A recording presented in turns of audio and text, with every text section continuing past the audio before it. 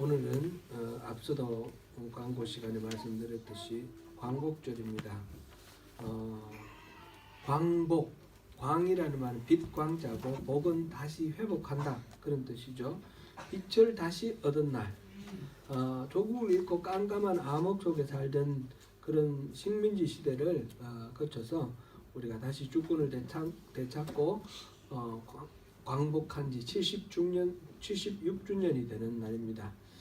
최근에 들어와서 여러 가지 뉴스를 보면서 우리나라가 아주 많이 그동안에 발전하고 성장해서 선진국이 되었습니다. 보면 세계적으로 GDP 수준이라든지 보면 세계 톱10 안에 들어가요. 지난번에 G7 회의에 우리 대통령이 초청돼서 가는 것을 계기로 해서 또 여러 가지 뉴스들이 나왔는데 이렇게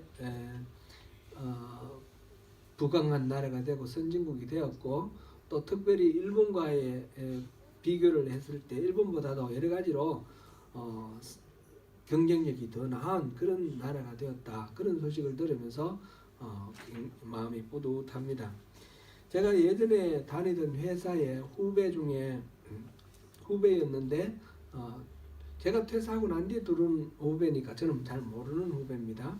그런데 그 후배가 들어와서 그 회사에 다니다가 또 퇴사해서 다른 회사에 갔습니다. 근데 이제 계속 알던 친구들, 동료들, 후배들하고 이렇게 연결이 되어 있기 때문에 그 소식을 계속 듣는데 이 사람이 세계 식량 계획이라는 곳에 들어갔습니다. 세계 식량 계획 월드 푸드 프로그램이라는 유엔 산하 기관인데 작년에 노벨 평화상 받은 그런 단체입니다. 최근에 올해까지 한국 대표로 이 WFP라고 하는데 월드 푸드 프로그램 WFP의 한국 대표로 이렇게 있었는데 최근에 아프리카의 기니로 갔습니다.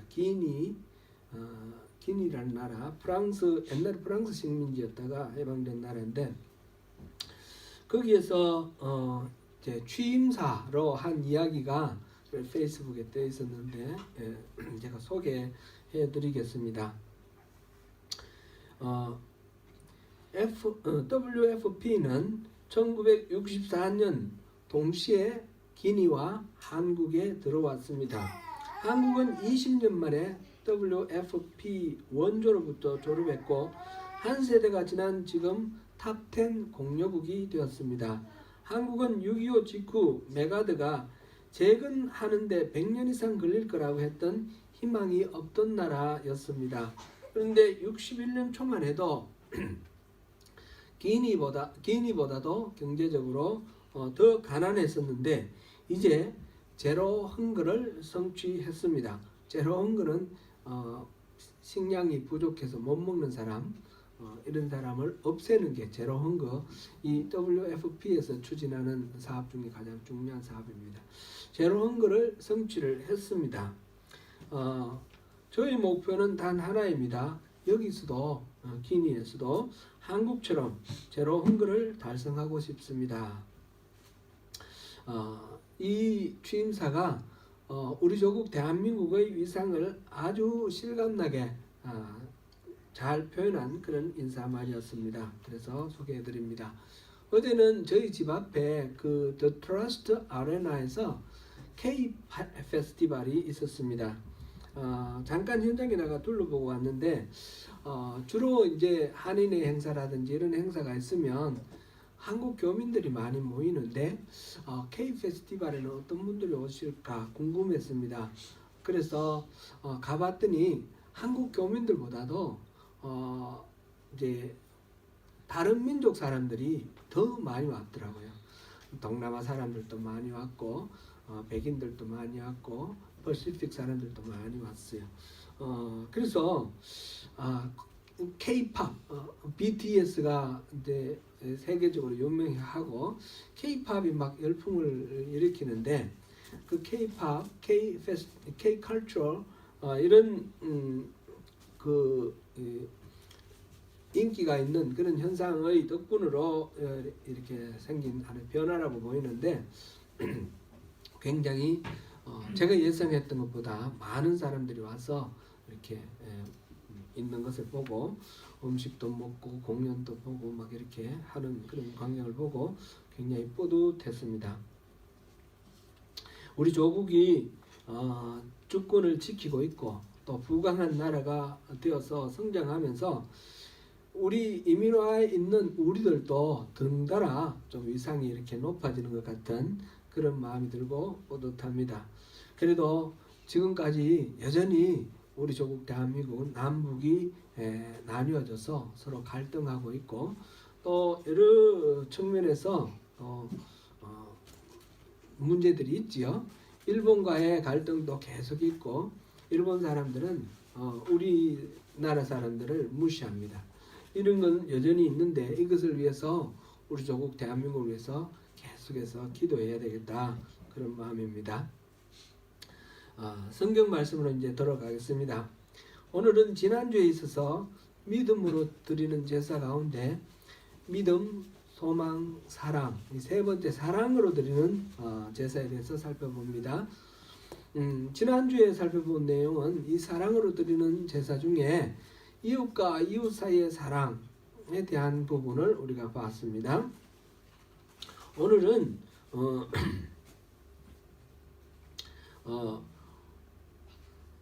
지난주에 한 것 중에 한 가지만 더 말씀드리면 우리가 이웃을 사랑할 만한 그런 사랑이 우리에게는 없습니다. 그런데 하나님이 우리를 사랑해 주시고 하나님이 우리를 버리지 아니하시겠다 하시고 떠나지 아니하시겠다 하시고 우리를 늘 지원해 주시니까 그 힘으로 우리가 다른 것 두려워하지 않고 사랑의 삶을 살 수 있다 하는 그런 것을 우리 지난주에 보았습니다.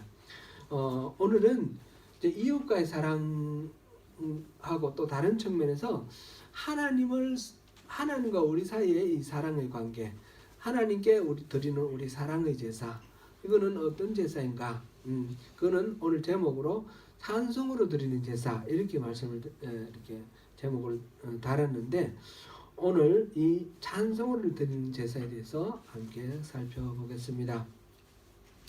첫 번째로 우리가 생각해 봐야 될 부분은 이 찬송으로 드리는 제사는 우리의 제사를 받으시는 하나님에 대한 바른 이해부터 시작해야 되겠습니다. 우리가 이렇게 드릴 수 있는 제사, 그전에는 짐승 잡아 바치는 제사였습니다. 근데 이제 믿음으로 드리는 이 제사로 이렇게 완전히 다른 차원의 다른 제사를 드릴 수 있게 된 근본적인 그런 은혜는 어디에서 왔습니까? 우리 주 예수 그리스도가 십자가를 지셨기 때문에 그렇습니다. 그래서 이 예수님에 대한 바른 이해가 우리가 믿음으로 드린 이 제사의 가장 핵심이죠.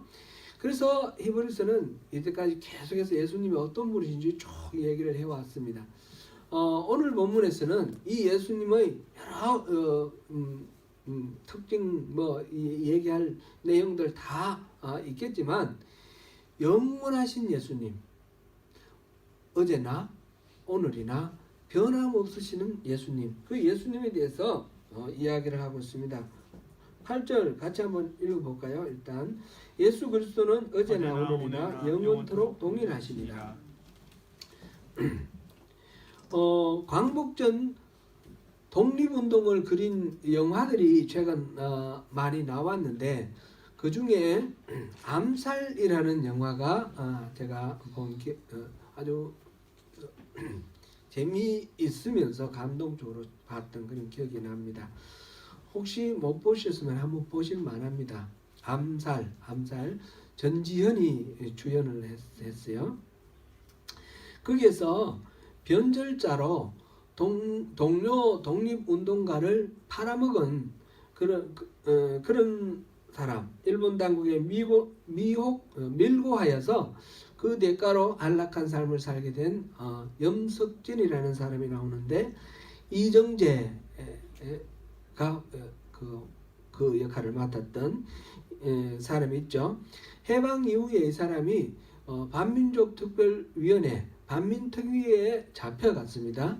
잡혀갔는데 거기에서 내가 진정한 애국자고 내가 참된 독립자다 그러면서 자기 옷을 벗어가지고 여기 어디에서 맞은 총알 자국 여기고 뭐 여기고 여기 가면 총알 자국을 보여주면서 그렇게 자기의 그 정당성을 주장하고 그래서 무죄를 풀려났죠. 무죄를 풀려났는데 해방되기 전에 이 염석진을 죽이라라는 그 임시정부 주석 김구 주석의 명령을 받은 사람이 자객이 있었어요. 그 중에 한 사람이 이 전지현 씨가 분한 그 안윤옥이라는 사람인데 안윤옥하고 또 다른 한 후배하고 그렇게 두 사람이 이제 이 염석진을 죽이러 왔습니다. 해방이 됐지만 그래가지고 처벌을 받으면 괜찮은데 처벌을 안 받고 뻔뻔스럽게 또 자기가 독립운동가라고 그러고 그래서 풀려나와 있으니까 이제 이 미처 수행하지 못한 임시정부 주석의 그 명령을 수행하기 위해서 그 염석진을 죽이러 왔습니다. 그래서 염석진에게 물어봅니다. 왜 배신했느냐? 그렇게 말했을 때 염석진이가 하는 대답이 우리나라가 해방될 줄 몰랐으니까 그렇게 말을 합니다. 해방될 줄 몰라서 그래서 해방 안 될 거라고 생각하고 그렇게 배신을 했다라는 거죠. 일제치하에 우리가 해방될 줄 알았던 사람은 실제로 매우 드뭅니다. 28 동경 유학생 독립선언문을 작성했던 사람이 춘원 이광수입니다. 춘원 이광수 독립선언문을 만들었던 그가 변절해서 일제의 앞잡이가 되었습니다. 3.1운동 그때 3.1 독립선언서를 만든 사람이 최남선입니다. 육당 최남선도 변절을 하여서 일제의 앞잡이가 되었습니다. 그들은 우리나라가 해방될 것이라는 사실을 믿지 못하였고 그렇다면 차라리 일본하고 더 빨리 확실하게 동화가 되는 것이 우리 민족을 위해서 좋다 이렇게 생각하고 일제에 그 친일을 하게 되었고 일제의 앞잡이가 되었습니다. 해방될 줄로 믿고 독립운동을 하던 분들도 그렇게 빨리 해방될 줄은 몰랐습니다. 임시정부 김구 주석 같은 경우도 독일이 항복했고 일본이 그 미드웨이 해전에서 패배를 하고 난 뒤에 후퇴를 하는 그 과정 속에서 일본이 멸망할 때는 멀지 않았다는 걸 알았습니다. 그래서 미국과 공조를 해서 우리 임시정부의 독립군이 우리 한반도에 진주하는 들어오는 그런 작전을 수립을 해서 미국과 공조를 해서 들어올 준비를 했습니다. 그때 특별히 이제 부대가 구별돼서 그 독립군들이 훈련받고 그랬는데 그들이 이 한반도에 들어오기로 원래 계획한 때는 9월 달이었는데 일본이 또 급속하게 이렇게 물러나니까 그리고 소련군이 곧 참전할 것 같은 그런 분위기가 되니까 그 시간을 땡겼습니다. 그래서 이 독립군의 한반도 공격, 서울 공격의 예정 날짜가 8월 18일이었습니다. 근데 불과 3일 전에 8월 15일 날 일본이 항복을 해버렸습니다. 그래가지고 이 임시정부의 독립군의 이 모든 전쟁 계획이 다 취소가 돼버렸습니다. 나중에 미군이 들어와서 이 남한 땅을 미 군정이 이렇게 다스릴 때에 이 김구와 임시정부 사람들이 들어오는 것을 임시정부를 인정해주지 않았습니다. 그래서 각자 개별적으로 개인 신분을 들어오게 되는데 일본이 조금만 항복이 늦춰졌더라면 우리 독립군이 2차 세계대전의 참전국가가 되었고 그래서 우리가 더 나은 지위 속에서 우리 해방을 맞이할 수 있었을 것 같은 그런 무척 큰 아쉬움이 있었습니다. 해방될 줄 몰랐다라는 점에서는 비슷한 판단이라고 할 수 있을지라도 그 반응은 매우 달랐습니다. 어떤 사람은 완전히 일제에 칭리를 했고, 어떤 사람은 그 가운데도 꿋꿋이 전쟁을 준비를 이렇게 해 왔습니다. 우리가 이 역사의 긴 호흡을 가지고 바라보면 어느 쪽이 더 현명한지 우리가 쉽게 판단을 할 수 있습니다. 예수를 믿는 문제 가운데에도 잘못된 판단으로 인해서 잘못된 결정을 내리는 경우가 있습니다. 지금 히브리서를 우리가 보고 있는데, 이 히브리서 1차 독자가 유대인 그리스도인들인데, 이들 중에서도 엄청난 박해 앞에 잘못된 판단을 해서 돌아간 사람들, 유대교로 돌아간 그 배도자들이 많이 있었습니다. 그들은 예수의 부활을 믿었고 그리스도인이 되었지만, 예수의 그 능력, 예수의 그 사랑이 계속해서 효과를 발휘할 것이다라는 사실을 몰랐습니다. 거기에 대한 판단이 잘못된 것입니다. 그래서 믿음이 없이는 그 압박과 그 밖의 두려움을 이겨낼 수가 없는 것이죠.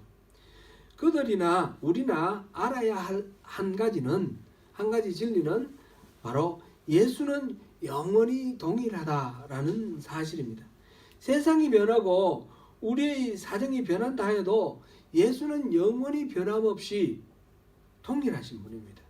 모든 인간을 죄에서 구원하시기 위해서 십자가를 지셨던 예수님의 그 사랑은 2000년 전이나 오늘이나 그리고 미래나 동일합니다. 예수님이 어제나 오늘이나 영원토록 동일하신 까닭에 그분이 어느 날 어느 때를 위해서 하신 무슨 일이 있었다면 그것은 바로 매일 매시 우리에게 영향력이 있는, 동일한 영향력이 있는 그런 일을 하신 것입니다. 어제 예수 그리스도의 그 모든 모습은 바로 오늘의 그리스도의 모습이고 미래의 그리스도의 모습이 됩니다. 유대인 그리스도인들 중에서 이 예수님을 모르고 예수님은 이미 죽으셨다, 또는 부활하셨지만 성천하시고 안 계시다, 그런 생각 때문에 다시 옛날로 돌아갔습니다. 그들은 성전에서 드리던 그 예배, 그 추억이 너무 강렬하고, 유대인들에게 있어서는 오늘도 마찬가지죠. 그들에게 너무너무 강렬해서 성전에 드리던 예배, 그 예배를 드리고 나누어 먹었던 그 제물, 이런 것들에 마음이 뺏겨서, 그래서 율법을 순종해라. 여기서 음식 얘기가 나오는데, 음식은 이 제물을 말하는 겁니다. 제물을 먹는 그런 것들을 강조하고 순종하라고 가르치는 그런 신앙이 있었습니다. 이런 것들은 모두 다 바른 신앙이 아닙니다. 무슨 계율을 지키느냐, 음식을, 제물을 먹느냐 이거에 따라서 예수님이 부활하셔서 우리에게 가져다 주신 그 영원한 생명, 그거를 지킬 수 있는 것이 아니라는 것입니다. 그 영원한 새로운 생명은 이 옛날 성전에서 있었던 이 일과 전혀 상관이 없는, 그런 무관한 것입니다. 그래서 오늘날 우리의 신앙에서도 똑같은 것이 적용이 되는데, 오늘날 보면 그 성경 말씀에 대해서, 교리에 대해서 또 여러 가지 가르침이 있고, 또 신학교도 나오고 새로운 신학이 나오고 조류들이 나오는데, 그런 것들 수많은 신학이나 분파들, 이거 다 중요하고 의미 있고 가치가 있다고 말할 수 있겠지만, 핵심적인 신앙의 본질을 건드린다면, 그거를 떠난다면 아무 소용이 없는 것이 됩니다. 가장 중요한 것은 성경에서 우리에게 가르쳐준 이것이 신앙이다 하는 그 교훈, 그것을 우리가 붙들어야 됩니다. 그래서 오늘 본문에서 9절, 여러 가지 다른 교훈에 끌리지 말라, 그렇게 말하고 있습니다. 음식이나 재물을 먹는 것이 결코 핵심이 아닙니다. 마음 안에, 여기 보니까 마음은 은혜로서 굳게함이 아름답고, 이렇게 되어 있습니다. 우리 마음을 하나님의 은혜로 가득 채우고 그 은혜에 굳게 우리가 붙들려 있는 것, 이것이 참된 신앙이 되는 것입니다. 오늘 본문에서 중요한 이야기는 세 가지입니다. 첫 번째는 예수님은 어제나 오늘이나 영원하다라는 것이었습니다. 두 번째는 그래서 우리는 영문 밖으로 나아가자. 이 신앙은 우리의 제사는 짐승잡아 드리는 제사가 아니라 믿음으로 드리는 제사라 그랬는데, 하나님께 올려드리는 제사는 영문 밖으로 나아가는 제사입니다. 성전에서 드리는 제사가 아니라 영문 밖으로 나아가는 제사입니다. 히브리 신자들, 유대인 그리스도인들이 옛 제사로 돌아가려는 그런 경향들에 대하여 히브리서 기자는 우리 곧 새 언약으로 세워진 그리스도인들은 어떤 제사를 드려야 할 것인가, 그걸 설명하고 있는데, 오늘 본문 10절부터 11절까지 한번 읽어보겠습니다. 같이 읽습니다. 우리에게 제단이 있는데 장막에서 섬기는 자들은 그 제단에서 먹을 권한이 없나니, 이는 죄를 위한 짐승의 피는 대제사장이 가지고 성소에 들어가고 그 육체는 영문 밖에서 불사릅니다. 네, 지금 제사에 대한 이야기를 하고 있습니다. 제사에 대한 이야기 하고 있는데, 이 히브리 그리스도인들이 성전에서 제사 드리고 먹는 음식, 거기에 대해서 중요하게 생각하고 있는데, 우리에게 제단이 있다. 우리에게 지금 새로운 언약의 백성에게 있는 제단, 여기에 대해서는 성전에서 섬기던 그 사람들에게는 분깃이 없다라는 겁니다. 분깃이 없다. 그 얘기를 하면서 11절, 이는 죄를 위한 짐승의 피는 대제사장이 가지고 성소에 들어가고 그 육체는 영문 밖에서 불사름이라. 이게 이제 무엇을 설명하는 것일까 하면, 이건 속죄제를 설명하는 내용입니다. 레위기에 보면 속죄제에 대한 설명이 나오죠. 4장 1절부터 12절까지 오늘 집에 가셔서 한번 자세히 찬찬히 읽어보시기 바랍니다. 맨 먼저 나오는 것이 기름 부음을 받은 제사장을 위한 속죄제가 나오고, 그 다음에 이스라엘 전체 백성을 위한 제사가 속죄제가 나옵니다. 그 다음에 가문별로, 그다음 개인별로 이렇게 속죄제가 쭉 나오는데, 맨 먼저 기름 부음 받은 제사장을 위한 속죄제에서 보면 수송아지로 제물을 드리고, 이 수송아지로 제물을 드리고, 양은 이제 번제로 드리고 같이 드리는데, 이때 수송아지를 여호와께 드릴 때에 성막문 앞에 끌고 들어와서, 성막 안으로 들어가면 번제단이 있죠. 번제단 오른편, 그러니까 성막 북쪽입니다. 그 마당에서 이 짐승 머리에 안수를 하고, 안수를 하는 것은 자기 죄가 이렇게 전가되는 거라 그랬죠. 그래서 이 짐승을 잡아가지고, 이 짐승을 잡아서 가죽을 벗기고 하는데, 피는 받아서 제사장이 성소에다가 뿌립니다. 성소 안으로 들어가서 그 분향단 있죠. 분향단에 뿌리고, 분향단에 있는 뿔에 바릅니다.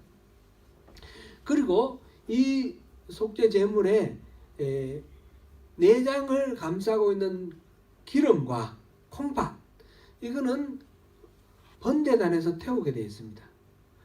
그러면 나머지 것들, 피와 이 기름을 뺀 나머지 것들, 가죽과 몸뚱아리 전체, 이거는 어떻게 하느냐? 이거는 진 밖에, 영 밖에, 이 지금 성막을 중심으로 해서 12지파가 이렇게 뺑 둘러서 하면서 이 진영을 펼치고 있는데, 그 진 밖에다가 들고 가서 태우도록, 재버리는 곳이라고 그랬습니다. 쓰레기장입니다. 쓰레기 소각장. 거기 가서 태우게 되어 있습니다. 그곳을 거룩한 곳이다. 그렇게 했습니다. 그리고 지금 이거는 기름 부음 받은 제사장을 위한 속죄제이고, 그 다음에 이스라엘 회중 전체를 위한 속죄제도 비슷합니다. 그렇게 해서 바깥에다가 이렇게 진 밖에서 태우게 되어 있습니다. 나머지는 얘기가 자세하게 안 나와 있는데, 레위기 6장 24절을 보면 속죄제에 대한 그 규례가 나오는데, 지금 4장 다음에 6장에 나오는데 거기 보면 속죄제 제물은 제사장이 성막들 안에서 먹으라 그랬습니다. 이건 집 밖에서 태우라 그랬는데 왜 이거는 먹으라 그러죠? 거기 조금 차이가 있는데 보니까 제사장 기름 부음 받은 제사장과 이스라엘 전체를 위한 속죄제는 이 제물을 집 밖에서 태우고 나머지 속죄제는 제사장들이 먹었다. 이렇게 이해를 하면 되겠습니다. 레위기 16장에는 대속죄일에 드리는 속죄제사가 있습니다. 대속죄일에 드리는 속죄제사를 보면 거기는 제물로 수송아지를 드리고 또 이스라엘 전체를 위해서 염소를 속죄제물로 드립니다. 그럴 때 이 송아지와 염소, 이 염소 모두 다 잡아서 피는 대속죄일은 지성소까지 들어갑니다. 보통 속죄제물은 성소에 머무는데 이는 성소 뒤에 안쪽에 지성소가 있죠. 지성소에 들어가면 그 언약궤가 있습니다. 언약궤 위에 뚜껑을 이름이 뭐라고 그러죠?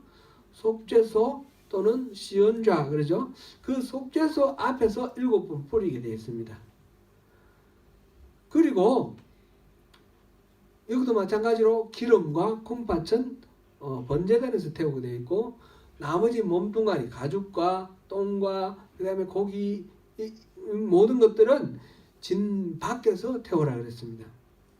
그러니까 지금 제사장을 위한 속죄제와 이스라엘 전체를 위한 속죄제 이거는 대속죄일 날 드리는 제사와 동일합니다. 이것들은 고기는 진 밖에서 태우라 그렇게 되어 있습니다. 그리고 염소 중에 한 마리, 염소는 2마리를 드리는데 한 마리는 죽여서 이렇게 드리고 한 마리는 광야에서 풀어주는 거죠. 풀어주는 이 염소를 아사셀 염소라 그러는데 그렇게 해서 이스라엘 민족의 죄를 안고 광야에서 떠나가도록 그렇게 하는 거죠. 지금 영문밖이 뭐냐? 진영밖이 뭐냐? 이스라엘 공동체의 안전한 울타리 바깥을 말하는 것입니다. 재버리는 곳, 쓰레기 버리는 곳, 태우는 곳, 그곳에서 몸뚱아리를 태워버렸습니다. 피는 성소에다가 뿌리고 재물은 먹지는 않고 모두 다 진 밖에서 태웠다. 요점을 말씀드리면 개인을 위한 속죄제는 다르지만 그거는 제사장이 먹었는데 그게 아니라 제사장을 위한 속죄제, 이스라엘 민족 전체를 위한 속죄제는 그렇게 했다라는 것을 알 수 있습니다. 본문 12절을 오늘 본문 12절을 보시겠습니다. 12절 히브리서 13장 12절 말씀. 12절 같이 읽어봅니다. 시작. 그러므로 예수도 자기 피로써 백성을 거룩하게 하려고 성문 밖에서 고난을 받으셨느니라. 바로 이 속죄 제물이 피는 성소에 들어가고 그 몸은 육체는 진 밖에서 태워졌던 것처럼 예수님께서는 진 밖에서 십자가의 고난을 당하시고 죽으시고 피는 성소에 실질적으로 피지컬리 그 피가 성소에 들어진 건 아닌데 예수님의 보혈의 피로 인해서 우리가 속죄함 받잖아요. 그래서 예수님께서 하나님 보좌 우편에 앉으셨잖아요. 단번에 드리는 영원한 제사로 하나님 앞에 선 영원한 대제사장이 되신 예수님, 그 예수님의 십자가 사건을 그렇게 설명을 한 거예요. 지금 몸이 그 영 밖에서 진 밖에서 성 밖에서 영문 밖에서 같은 말이에요.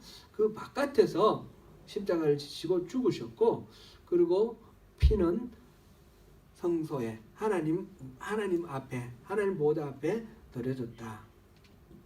이런 것입니다. 우리가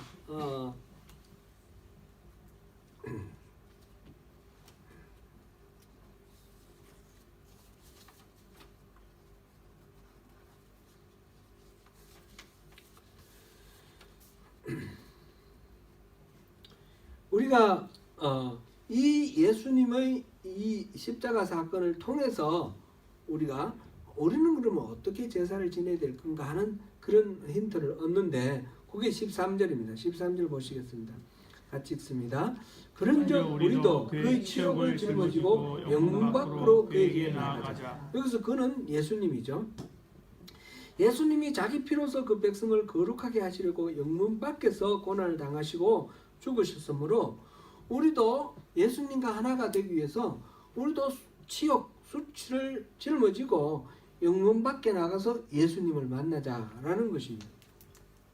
그것이 우리가 드릴 제사라는 것입니다. 영문 밖으로 나가자라는 그런 말은 그러니까 무슨 이야기가 됩니까? 안전한 진영 안에 있지 말고 바깥으로 나가라는 겁니다. 예루살렘 안에 있지 말고 바깥으로 골고다 언덕으로 나가라는 그런 말씀입니다. 단순하게 표현을 하자면 이스라엘 공동체의 그 안정적인 울타리 안에 있지 말고 밖에 나가서 수치를 짊어지고 밖에 나가서 죽으라, 그런 이야기죠. 예수님은 유태교의 그 울타리 안에 있지 아니하시고 그 울타리를 벗어나서 영문 밖에서 십자가를 지셨습니다. 우리가 우리의 신앙생활을 돌아볼 때 예수님이 그 거절하시고 깨뜨리시려고 하셨던 그 울타리가 뭔가? 그거는 율법을 지켜야만 된다는 거예요. 하나님 뜻과 상관없이 율법을 지키는 여러 가지 의식, 리추얼을 통해서 하나님을 감동시키고 자기의 구원을 얻고자 하는 그런 것이었습니다. 마찬가지로 오늘날 우리도 리추얼을 통해서 우리의 의를 이루고 하나님을 감동시키려고 하는 그런 모든 종교적인 의식, 그것의 울타리를 벗어나야 된다는 것입니다. 그것을 벗어나면 바깥에 영문 밖에 누가 있습니까? 예수님이 계십니다. 예수님을 만나자는 겁니다. 말은 한마디로 단순하게 표현하면 우리가 율법주의적인 여러 가지 신앙의 그 형식적인 그런 리추얼을 버리고 참된 하나님의 품으로 들어가자. 참된 신앙으로 들어가자. 그것이 지금 여기서 영문 밖으로 나가자라는 말의 의미입니다. 신앙은 리추얼을 행하는 것이 신앙이 아닙니다. 규칙에 따라서 정해진 순서를 다 행하는 것이 신앙이다 이렇게 생각하면 그건 오산입니다.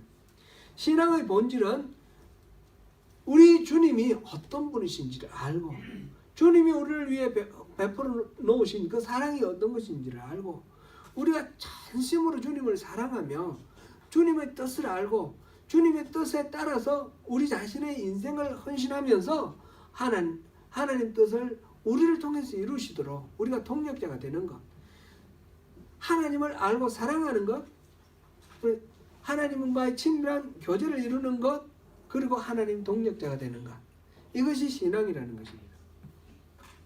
신앙은 그래서 리추얼이라는 건 굉장히 중요하죠. 주일 성수하고 예배 드리고 이렇게 하는 건 다 중요하지만 이것으로 우리 신앙생활이라고 생각해버리면 부족한 겁니다. 이거는 어디까지나 수단이고 방편이고 도구인 것입니다. 리추얼은 참된 신앙의 도구다, 방편이다, 그렇게 생각해야지 이것이 목적이 되어버리면 안 된다는 것입니다. 그래서 우리는 그렇게 나가는 과정 속에서 여러 가지 핍박도 있을 것이고 수치도 있을 텐데 그런 것 아랑곳하지 말고 주님을 만나라. 나가서 친밀한 교제를 이루라. 그것이 참된 신앙이다. 그런 이야기입니다. 그래서 지금 오늘 본문에서 두 번째 요점은 영문 밖으로 나가자. 그게 신앙이다. 그랬습니다. 그리고 이것을 일컬어서 지금 세 번째로 찬송의 제사를 드리자라는 것입니다. 이것을 일컬어서 찬송의 제사를 드리는 것으로 말했습니다. 우리가 영문 밖으로 나가는 것이 바로 찬송의 제사를 드리는 겁니다. 우리가 수치를 짊어지고 주님께 나아가서 제사를 드릴 때에 그것은 다름이 아니라 찬송의 제사입니다. 호세아 14장 2절을 보시겠습니다. 호세아 14장 2절. 너는 말씀을 가지고 여호와께로 돌아와서 아뢰기를 모든 불법을 제거하시고 선한 말을 받으소서. 우리가 선송아지를 대신하여 입술의 열매를 주께 드리나이다. 호세아서가 이때는 북왕국 이스라엘의 선지자 호세 아닙니까? 남왕국의 이사야가 활동할 그 당시인데, 말하자면 이스라엘이 멸망당하기 한 200년 전 이야기입니다. 그때에 이 선지자가 말하는 게 성전에서 제사 드리는 거, 그거를 부인하는 듯한 그런 이야기합니다. 짐승을 잡아 드린 제사가 아니라 입술의 열매를 드리자, 찬미를 드리자, 그렇게 지금 이야기하고 있습니다. 우리가 지금 드려야 할 제사는 이제 입술로 드리는 제사, 입술의 열매, 아름다운 노래로 하나님을 찬미하는 그런 찬미의 제사를 드리는 것입니다. 찬양은 다른 말로 이 하나님을 찬미하는 것은 감사를 표현하는 것입니다. 찬미의 제사는 감사의 제사다, 이렇게 말할 수가 있습니다. 입술의 열매로 찬송의 이 제사를 드릴 때에 입술로만 제사를 드릴 수는 없습니다. 시편 40편 3절을 우리 같이 한번 읽어보겠습니다. 시편 40편 3절입니다. 시작. 새 노래 곧 우리 하나님께 올릴 찬송을 내 입에 두셨으니 많은 사람이 보고 두려워하여 여호와를 의지하리로다. 새 노래로 하나님을 찬송하는 노래를 들을 때에, 하나님께 들을 때에 사람들이 듣고입니까? 보고입니까? 보고. 노래를 부르는데 노래를 봅니까? 이게 무슨 의미죠? 노래를 듣는 것이 아니라 찬미하는 우리를 본다는 겁니다.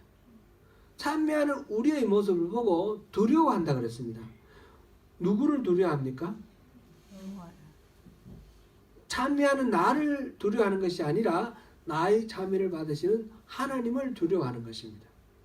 우리가 하나님을 찬양을 할 때, 우리 찬양할 때 우리 입술에 나오는 그 소리에 관심을 갖는 것이 아니라 우리가 찬양하는 그 삶의 모습을 보고 사람들이, 이야, 저 사람들이 섬기는 하나님 대단하구나 라고 두려워하게 된다는 것입니다. 그리스도인들이 치욕을 짊어지고 영문 밖 그리스도께로 나아가며 찬송의 제사를 드릴 때 사람들은 입술의 열매 찬송을 들을 뿐만 아니라 그 사람의 삶을 보게 됩니다. 그 수치와 고통 가운데서도 흔들리지 않는 견고한 믿음을 보면서 참된 진리신 주님을 찾아나가는 우리를 보면서 그 하나님을 두려워하게 된다는 것입니다. 그래서 그들도 같이 하나님을 찬양하게 됩니다. 빌립보 감옥에 갇힌 베드로와 바울과 신라를 한번 생각해 보십시오. 하루 종일 두들겨 맞았습니다. 만신창이가 되는데 감옥에 갇혀서 그들이 무엇을 했습니까? 찬송을 했습니다. 찬송과 기도를 하나님께 올려드렸습니다. 그것을 보고 사람들이 놀랐습니다. 그때 지진이 일어났고 옥문이 열렸는데 이 사람들은 도망을 가지 않았습니다. 그들의 모든 행동을, 처신을 보고 두려워서 간수가 물어봤습니다. 우리가 어떻게 하면 구원을 얻겠습니까?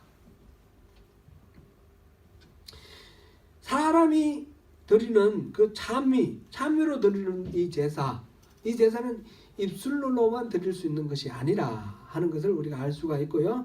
여기에 동반되는 두 가지 현상이 있습니다. 두 가지 현상이 바로 이어서 나오는 16절, 17절입니다. 16절에는 선행을 하는 것입니다. 선행. 17절은 순종과 순종입니다. 순종. 16절에 그 선을 행하고 나누는 삶을 계속하는 것은 지난주에 살펴본 그 이웃 사랑의 그 제사, 사랑으로 드리는 제사와 동일합니다. 하나님은 이 같은 제사, 선행을 하고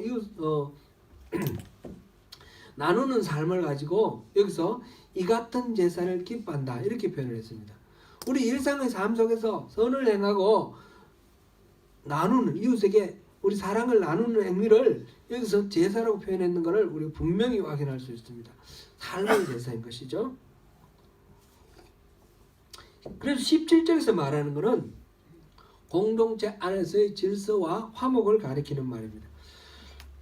특별히 교회 공동체에서 인도자 곧 하나님 말씀을 전하는 목회자와 성도들과의 관계를 가리키는 말입니다.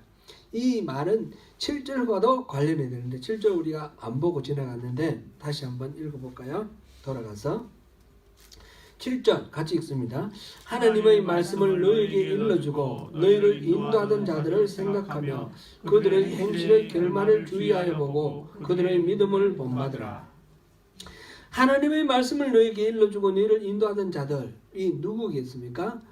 처음 복음을 전해준 선교사일 수도 있고 전도자일 수도 있습니다.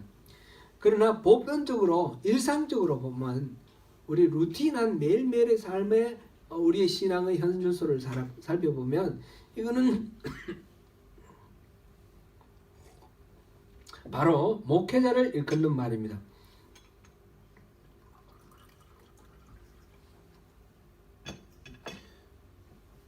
목회자들을 생각하며 그들의 행실의 결과를 보고 또 그들의 믿음을 본받으라. 이게 여기 본문의 말씀입니다.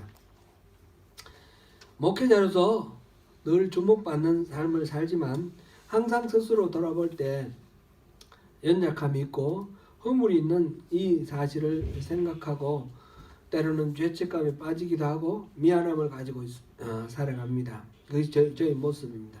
그러나 흔들리면서도 하나님 뜻대로 살려고 또 애쓰면서 하나님 은혜를 구하고 살아가는 것이 저의 모습입니다.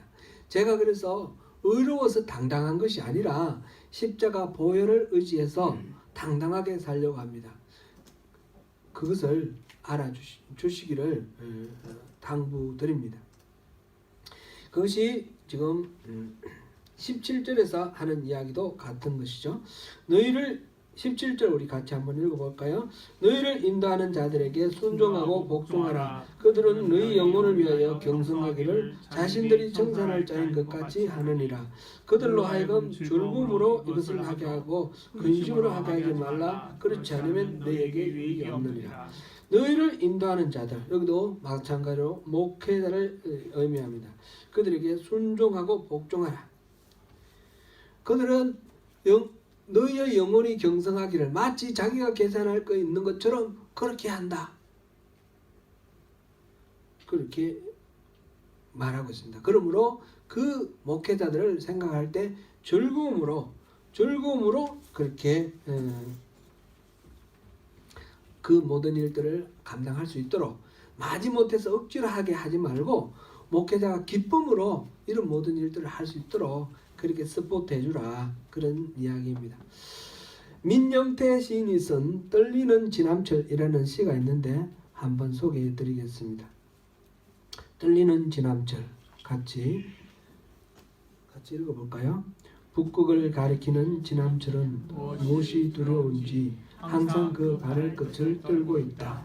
여인 바늘 끝이 떨고 있는 한 그 지남철은 자기에게 지니워진 사명을 완수하려는 의사를 잊지 않고 있음을 분명하며 바늘이 가리키는 방향을 믿어도 좋다.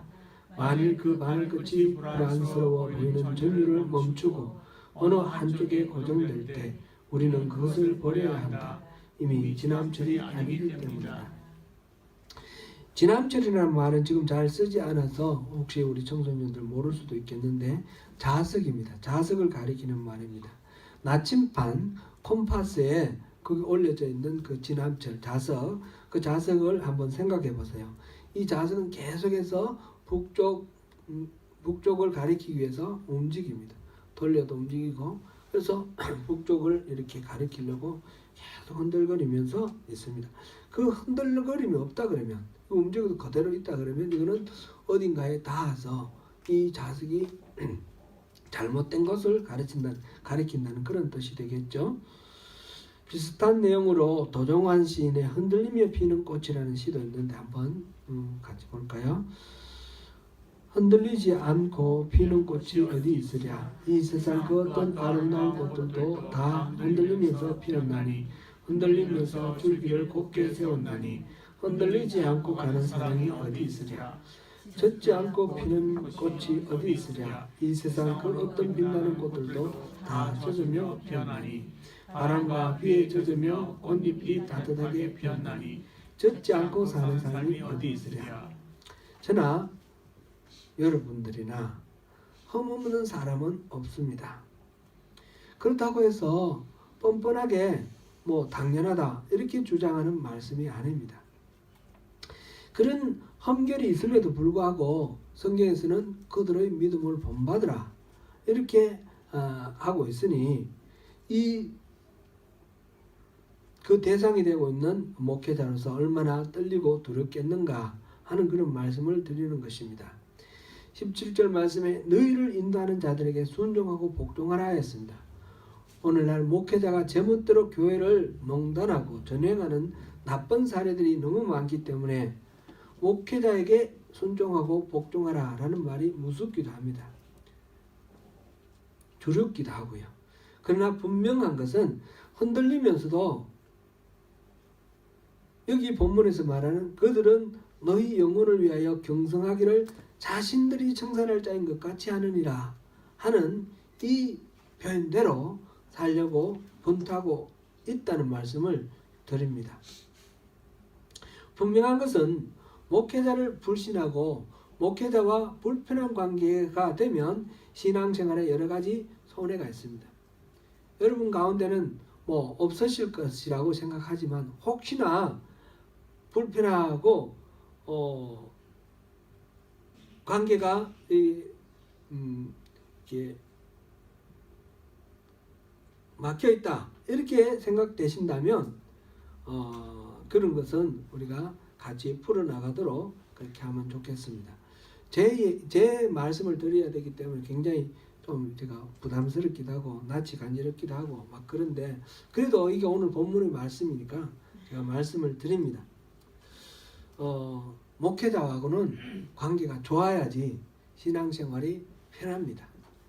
목회자하고 불편한 관계에 있으시면 꼭 푸십시오. 그리고 자녀들 앞에서 목회자 욕하는 것은 자녀들에게 믿음에 심각한 손상을 끼치는 그런 우려가 있습니다. 그런 사례들을 우리가 얼마든지 또 많이 봅니다. 절대로 자녀들 앞에서 목회자들을 비방하고 또는 교회를 이렇게 헐뜯고 이런 것은 우리가 주의를 해야 됩니다. 제가 무슨 이런 말씀 드리는 것이 협박하고 공갈치려고 하는 것은 아니라는 것을 아시죠? 전 진정으로 여러분 모두와 깊이 신뢰하면서 친밀한 사랑의 관계에 있기를 원합니다. 소망합니다. 하나님을 향한 사랑의 제사는 입술의 찬미와 아울러서 선한 행실을 하는 것과 교회 안에 그 목회자와 성도들 사이에 아름다운 사랑의 관계를 맺는 것. 교회 공동체가 이렇게 아름답게 되는 것이라 그랬습니다. 우리가 말로만 찬양하는 것이 아니라 교회 안에 이렇게 선행과 서로를 향한 사랑이 이렇게 무르익어 있고 넘칠 때에 그 입술로 하는 찬양이 진짜 찬양, 진정한 찬양이 되는 것입니다. 말로는 늘 하나님을 찬양할 때 맨날 싸우고 맨날 문제가 나쁜 그런 행위를 한다 그러면 그것을 보고 누가 감동을 받고 누가 하나님을 두려워하겠습니까? 하나님을 향한 사랑의 제사는 바로 그런 것입니다. 입술의 참여와 아울러 선한 행실을 하는 것과 교회 안에서 화목하여 서로 사랑함으로 표현되며 온전해진다는 사실을 다시 한번 주지하면 좋겠습니다. 저를 위해서 또 많이 기도해 주십시오. 이 히브리서 기자도 우리를 위해서 기도하라 그랬습니다. 특별히 리더를 위해서 기도를 많이 해 주십시오. 리더가 잘못되지 않도록, 그릇된 가르침에 빠지지 않도록, 그리고 잘못된 죄를 짓지 않도록, 흔들리는 가운데서 끊임없이 흔들리며 북쪽을 찾는 그 지남철처럼 끊임없이 흔들리면서 꽃을 피어나가는 그 꽃들처럼 실수하고 실패하고 흔들리지만 또 일어나서 하나님 앞에 바로 서려고 애쓰고 하는 그 지도자를 위해서, 저를 위해서 기도해 주십시오. 사랑하는 성도 여러분, 저와 함께 한 마음이 되어서 참으로 바르고 신실한 신앙을 찾아가십시다. 신앙 다 똑같은 것이 아닙니다. 참으로 성경적인 교회, 하나님이 기뻐하시는 소망교회를 함께 이루어 나가십시다. 하나님이 기뻐하시는 제사는 찬송으로 드리는 제사, 삶으로 하나님을 찬송하며 모든 어렵고 힘든 난관들을 믿음으로 극복하며 나아가는 제사입니다. 그 제사는 이웃사랑의 제사이며 지도자와 온전히 하나가 되어서 예수 그리스도께서 요한복음 17장에서 그 대제사장의 기도를 하나님께 드릴 때 간구하신 것처럼 아버지 하나님과 우리 주님 예수와 우리가 온전히 하나가 된 아름다운 사랑의 공동체를 함께 이루어 가십시다. 그렇게 함으로써 진짜 이유익, 진짜 복 중의 복, 그리스도와 온전히 하나가 된 가운데서 주님의 은혜로 마음을 굳게 하여 승리하시는 저와 여러분이 되시기를 축원합니다.